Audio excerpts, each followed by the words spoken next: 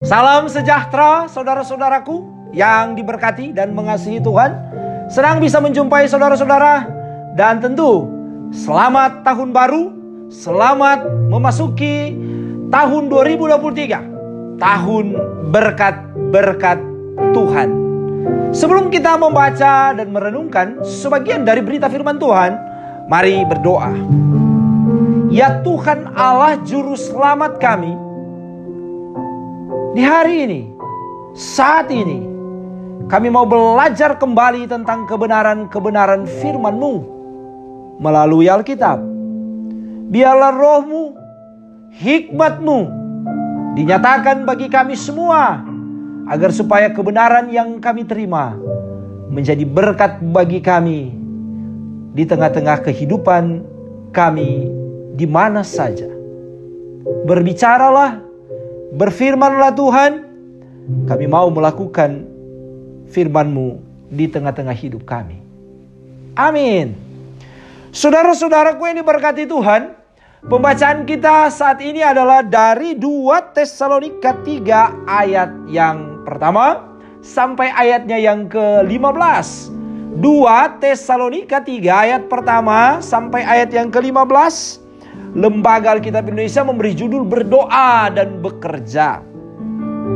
Selanjutnya saudara-saudara, berdoalah untuk kami supaya firman Tuhan beroleh kemajuan dan dimuliakan, sama seperti yang telah terjadi di antara kamu, dan supaya kami terlepas dari para pengacau dan orang-orang jahat, sebab bukan semua orang beroleh iman. Tetapi Tuhan adalah setia. Ia akan menguatkan hatimu dan memelihara kamu terhadap yang jahat. Dan kami percaya dalam Tuhan bahwa apa yang kami pesankan kepadamu, kami lakukan dan akan kami lakukan. Kiranya Tuhan tetap menunjukkan hatimu kepada kasih Allah dan kepada ketabahan Kristus. Tetapi kami berpesan kepadamu, saudara-saudaraku, dalam nama Tuhan Yesus Kristus, supaya kamu menjauhkan diri dari setiap saudara yang tidak melakukan pekerjaannya dan yang tidak menurut ajaran yang telah kamu terima dari kami. Sebab kamu sendiri tahu bagaimana kamu harus mengikuti teladan kami, karena kami tidak lalai bekerja di antara kamu dan tidak makan roti orang dengan percuma. Tetapi kami berusaha dan berjerih payah siang malam, supaya jangan menjadi beban bagi siapapun di antara kamu. Bukan karena kami tidak berhak untuk itu, melainkan karena kami mau menjadikan diri kami teladan bagi kamu, supaya kamu ikuti. Sebab juga waktu kami berada di antara kamu, kami memberi peringatan ini kepada kamu. Jika seorang tidak mau bekerja, janganlah ia makan. Kami katakan ini karena kami dengar bahwa ada orang yang tidak tertib hidupnya dan tidak bekerja, melainkan sibuk dengan hal-hal yang tidak berguna. Orang-orang yang demikian kami peringati dan nasihati dalam Tuhan Yesus Kristus, supaya mereka tetap tenang melakukan pekerjaannya, dan dengan demikian makan makanannya sendiri. Dan kamu saudara-saudara, janganlah jemu-jemu berbuat apa yang baik. Jika ada orang yang tidak mau mendengarkan apa yang kami katakan dalam surat ini, tandailah dia dan jangan bergaul dengan dia supaya ia menjadi malu. Tetapi janganlah anggap dia sebagai musuh, tetapi tegurlah dia sebagai seorang saudara. Demikianlah saudara-saudaraku pembacaan kita di saat ini. Pada suatu waktu ada pengumuman dari kepala desa agar masyarakat dapat bersama-sama dalam kerja bakti di suatu kampung melalui pengeras suara untuk membangun balai desa yang sedianya akan dilaksanakan jam 9 pagi. Pada saat jam yang telah ditentukan itu, maka kepala desa menunggu kedatangan masyarakatnya untuk bersama dalam kerja bakti yang dimaksud. Sampai jam telah menunjukkan jam 10 pagi, ternyata yang datang tidak sampai 6 orang. Keburu hari semakin siang, maka kepala desa memutuskan untuk segera melaksanakan kerja bakti walaupun dengan tenaga yang sedikit. Mereka yang datang terlihat penuh semangat dan bersuka cita terlibat dalam kerja bersama itu. Sekitar 1 jam lebih mereka bekerja, maka kepala desa kemudian mengatakan untuk beristirahat makan. Pada saat kepala desa dan mereka yang melaksanakan kerja itu hendak mempersiapkan diri untuk makan, maka barulah masyarakat yang lain mulai datang berbondong-bondong dan semakin banyak jumlahnya. Kepala desa yang melihat hal ini kaget sekaligus tersenyum dalam hati. Ternyata warganya banyak pada saat makan siang daripada bekerja bakti. Maka pada saat sebelum makan siang, seperti biasanya diawali dengan doa. Maka sang kepala desa yang memimpin doa dan kemudian berkata, marilah kita berdoa. Bapa yang pemurah, kami bersyukur bahwa kami boleh bekerja untuk pembangunan balai desa. Walaupun pada saat mulai bekerja, pada saat mulai kerja bakti, kami tak sampai 6 orang. Tapi puji Tuhan, pada saat makan siang ini, masyarakat hampir mencapai 30 orang. Ya Tuhan, berikanlah mereka yang baru datang saat makan siang ini dan tidak kerja bakti, roh tahu diri dan roh malu. Amin.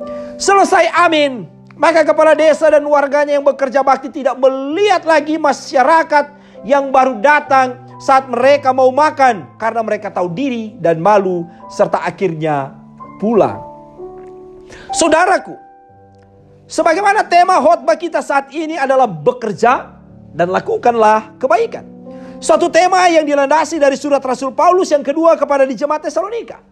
Surat ini hendak menegaskan kembali tentang surat yang pertama yang menekankan hari Tuhan akan datang seperti pencuri di malam hari, sehingga mereka harus berjaga-jaga. 1 Tesalonika 5 ayat 2 dan juga 1 Tesalonika 5 ayat 6. Namun hal ini kemudian menghadirkan suatu keadaan yang membuat orang-orang Tesalonika tidak berbuat apa-apa kecuali menunggu dan berjaga-jaga. Paulus hendak menegaskan bahwa menanti bukan berarti meninggalkan aktivitas pekerjaan dan kemudian bermalas-malasan tanpa melakukan pekerjaan yang menjadi tanggung jawab mereka masing-masing. Untuk itu, di bagian terakhir surat ini yang menjadi bacaan kita sekarang, ia mengingatkan mereka, yaitu orang percaya di Tesalonika. Rasul Paulus memulai dari ayat pertama sampai ayat yang kelima agar mereka di Tesalonika mendoakannya. Ungkapan Yunaninya proseucheste dari kata prosekomai, supaya firman Tuhan beroleh kemajuan. Kemajuan diterjemahkan dari kata Yunani doxazetai dari kata doxaso di ayat yang pertama. Agar Rasul Paulus terlepas dari para pengacau. Kata pengacau Yunaninya apokton dari kata apokto yang berarti tidak benar atau yang tidak pada tempatnya. Serta dari kata poneron, dari kata poneros, yaitu jahat, buruk di ayat yang kedua. Rasul Paulus juga percaya bahwa Tuhan yang setia akan menguatkan. Ungkapan Yunaninya, kata Yunaninya sterizei dari kata sterizo, meneguhkan dan memelihara. Kata Yunaninya fulakse dari kata vulaso, menjaga, yaitu menguatkan, memelihara, atau menjaga orang percaya di Tesalonika dari yang jahat. Ayat yang ketiga. Untuk itu Rasul Paulus yakin bahwa apa yang dipesankan, ungkapan Yunaninya parangelomen dari kata parangelo, memberi perintah. Artinya apa yang dipesankan Paulus, apa yang diperintahkan oleh Paulus, maka mereka, yaitu kamu, orang-orang Tesalonika, sedang melakukannya. Ungkapan Yunaninya poiete, tapi juga akan melakukannya Yunani poiesete di ayat yang keempat. Dengan demikian maka orang-orang di Tesalonika diarahkan atau diluruskan. Ungkapan Yunaninya kateutunai dari kata kateutuno. Mereka diarahkan, diluruskan oleh Tuhan, sehingga mereka tetap mengasihi. Agapen dari kata agape dan ungkapan Yunani. Dan tetap tabah atau ketabahan dalam menantikan. Ungkapan Yunaninya eupomonen dari kata eupomone, ketekunan menantikan Kristus pada ayat yang kelima. Kemudian Rasul Paulus melanjutkan pada bagian kedua bacaan saat ini, yakni dari ayat 6 sampai 12, di mana ia mengingatkan, bahwa dalam ketabahan, dalam ketekunan menantikan Kristus, maka mereka, yaitu orang Kristen di Tesalonika, harus menjauhkan diri. Menjauhkan diri, kata Yunaninya stelestai dari kata stelo. Menjauhkan diri artinya menghindari mereka. Siapa yang harus dihindari? Dapat dilihat dari teks yang diartikan saudara-saudara seiman yang tidak tertib. Saudara-saudara seiman dalam ungkapan Yunani adalah adelphon dari kata adelphos, yang tidak tertib, yang tidak tertib dengan bermalas-malasan. Ungkapan Yunaninya staktos, yang kemudian tidak menuruti ajaran. Yunaninya paradosin dari kata paradosis, yaitu ajaran turun-temurun yang telah diterima oleh mereka. Ayat yang ke-6, bahwa dalam paradosin atau ajaran turun-temurun itu, maka mereka orang Kristen di Tesalonika harus bekerja. Tidak boleh bermalas-malasan. Kata Yunani yang digunakan bermalas-malasan adalah etak tesamen dari kata stakteo. Sebagaimana budaya dan ajaran yang mereka terima dari orang tua mereka. Untuk itu, maka Rasul Paulus mau agar mereka meneladaninya. Ungkapan Yunani mimestai dari kata mimeomai, yang dapat juga diartikan meniru. Rasul Paulus meneladankan bagi mereka agar mereka meniru cara hidupnya dalam iman yang tidak makan roti dengan cuma-cuma. Ungkapan Yunaninya dorean dari kata dorean, tetapi dengan jerih lelah. Yunaninya kopoi dari kata kopos, jerih payah atau jerih lelah. Dan berusaha. Yunaninya mochtoi dari kata mochtos, yaitu kerja keras atau berat, supaya tidak menjadi beban. Ungkapan Yunaninya epibaresai dari kata epibareo, menjadi beban bagi siapapun. Menurut Rasul Paulus, hal itu dilakukan agar Paulus menjadi teladan. Yunaninya tupon dari kata tupos, dapat diartikan contoh atau menjadi pola yang diikuti, ditiru oleh mereka di Tesalonika. Kita melihat dua kata yang diterjemahkan oleh lain dengan teladan. Bahwa dua kata ini adalah harapan Rasul Paulus untuk diikuti, ditiru, diteladani, dan sekaligus menjadi pola atau cara hidup orang di Tesalonika, yaitu bekerja dan tidak bermalas-malasan.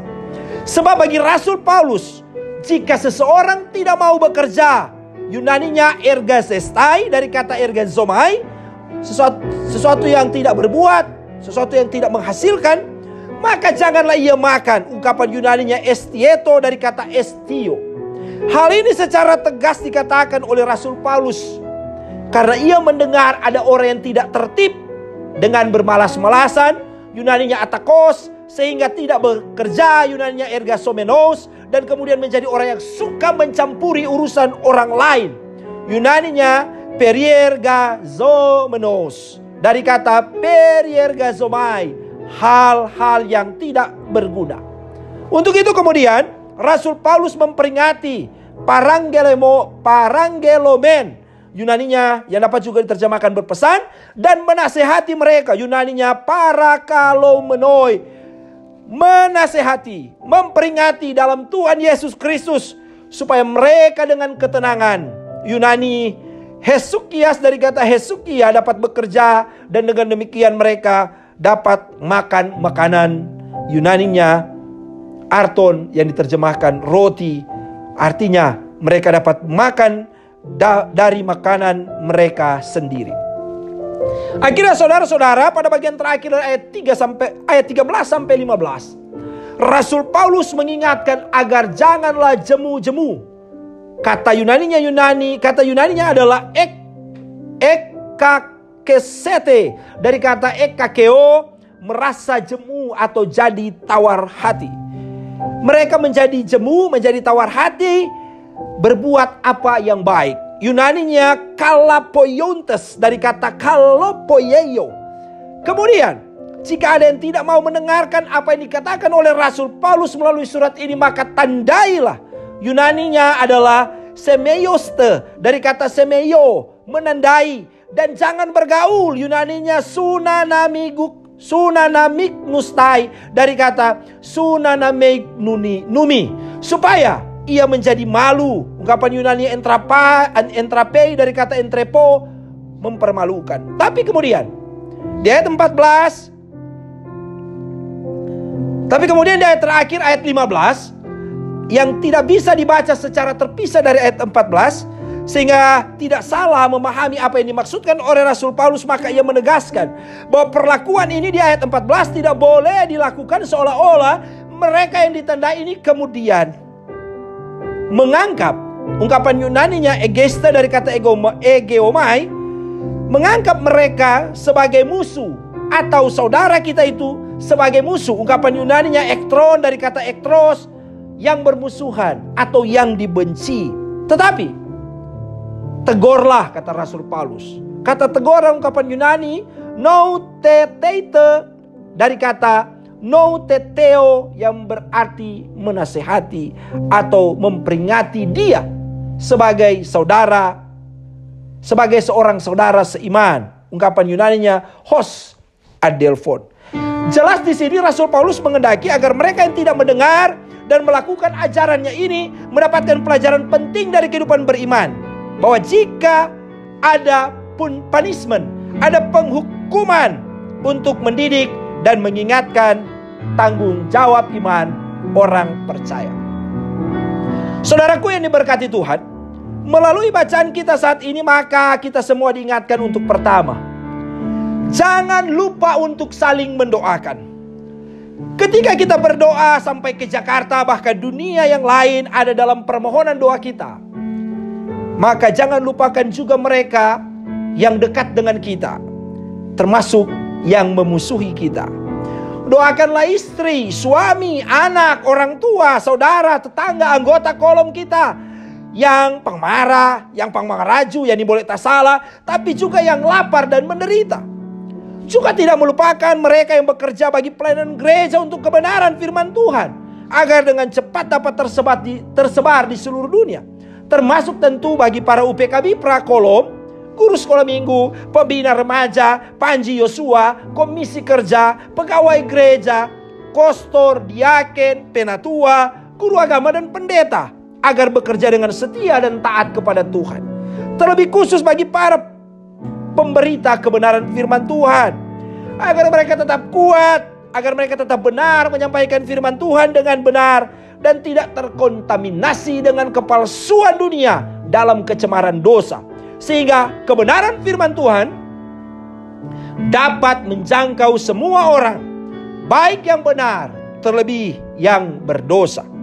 Agar juga para pelayan Tuhan dan orang-orang yang memberi dalam pelayanan, termasuk semua orang yang percaya dalam Tuhan Yesus Kristus, tetap beriman, kuat dan kokoh menghadapi ancaman dari segala pengacau, yaitu orang-orang yang tidak benar dan jahat.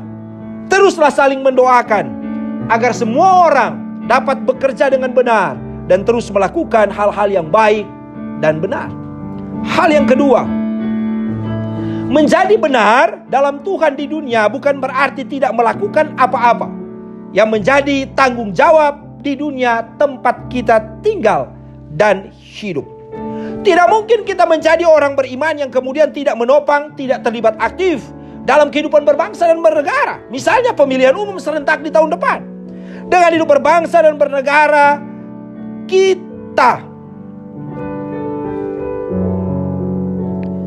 kita terlibat aktif dalam kehidupan berbangsa dan bernegara. Dengan hidup berbangsa dan bernegara, kita menjadi alat kemuliaan Tuhan yang terus bersaksi dalam penantian kedatangan Tuhan yang kedua kali, dengan tekun terus beraktivitas atau bekerja dalam dunia ini untuk berbuat baik, termasuk bagi bangsa dan negara ini dan juga bagi semua orang. Hal yang ketiga, pergaulan yang buruk merusakkan kebiasaan yang baik. Itu diungkapkan dalam 1 Korintus 15 ayat 33a. Menjadi orang benar bukan berarti tidak boleh bergaul atau menutup diri. Tentu saja tidak.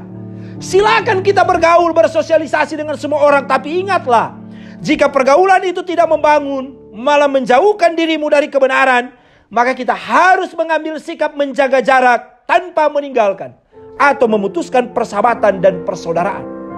Menjaga jarak bukan berarti menjadi musuh, menjadi benci terhadap dosa kesalahan yang dilakukan seseorang. Bukan berarti menghilangkan kasih terhadapnya.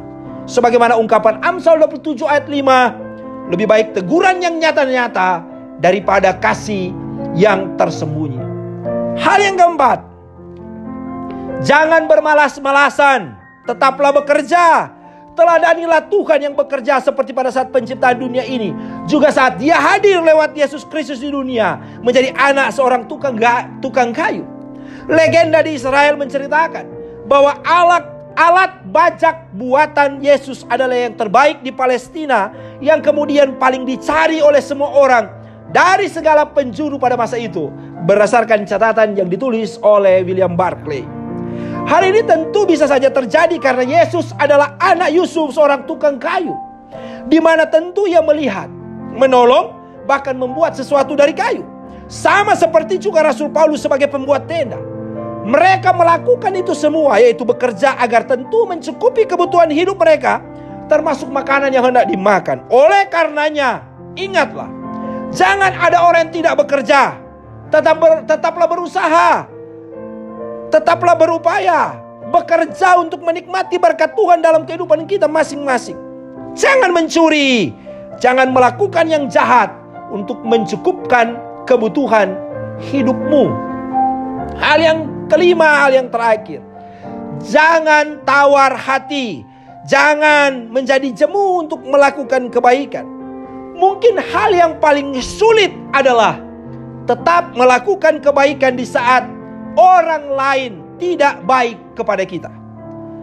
Teruslah berbuat apa yang baik, karena terkadang yang jahat dan yang benci kepada kita adalah sarana atau alat untuk menjadikan kita jauh lebih diberkati dan lebih berhikmat, serta lebih beriman menjalani kehidupan di dalam Tuhan.